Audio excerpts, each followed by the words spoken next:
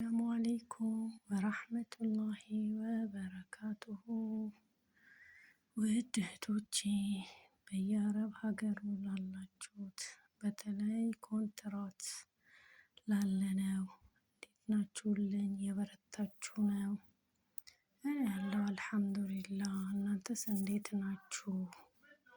ኢድን እንዴት አሳለፋችሁት ይሉናል ኮንትራት ላለነው ሰው። አልሐምዱሊላህ በተለይ ኮንትራት ላለነው ያው ትንሽ ይከብዳል። ውጪ ላሉት ያኔ ያሳልፉታል ሁሉም እንደየቤቱ። ለእኛ ግን ነገራቶቹ ትንሽ ይከብዳሉ። አልሐምዱሊላህ በአልሐምዱሊላህ እየሞላ ነው።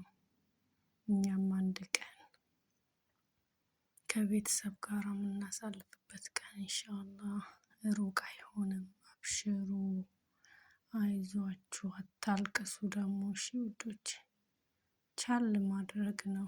በሆዳችን ያዝ ማድረግ ነው። እቺ ቀን መቼም አልፋ እንደ ታሪክ የምናወራበት ቀን ይመጣል። አብሽሩ። ዛሬ አቤት አምጪ ስትባይ ሮጥ። በቃ ይሄ ነው የኛ ስራ።